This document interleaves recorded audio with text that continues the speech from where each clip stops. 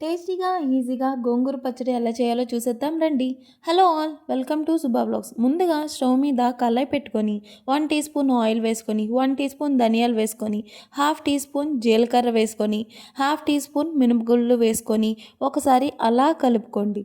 లైట్గా వేగాక 5 ఎండుమిర్చి వేసుకొని ఒకసారి కలుపుకున్నాక వేగిపోయాక పక్కకు తీసి పెట్టుకోండి. తర్వాత అదే కళాయిలో 1 టీ స్పూన్ ఆయిల్ వేసుకొని 3 వెల్లుల్లి రెబ్బలు వేసుకొని అది లైట్గా వేగాక 2 పీడికల గోంగూర వేసుకున్నాక కలుపుకొని అది బాగా వేగిపోయాక పక్కకు పెట్టుకొని తర్వాత మిక్సీలో ముందుగా వేపుకున్న ధనియాలు, జీలకర్ర వాటిని పొడి చేసి 2, 3 వెల్లుల్లి రెబ్బలు వేసుకొని ఆ వేగిన గోంగూర వేసుకొని రుచికి సరిపడా ఉప్పు వేసుకొని ఫైన్ పేస్ట్ చేసుకోండి, పక్కన పెట్టుకోండి.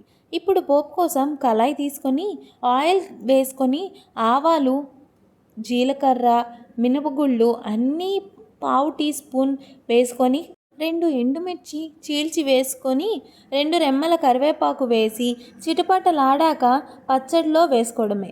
ఈ పచ్చడిని వేడి అన్నంలో ఉల్లిపాయలు నంచుకుంటూ తింటే చాలా బాగుంటుందండి. ట్రై చేసి కామెంట్ బాక్స్లో పింక్ చేయండి, మర్చిపోవద్దు.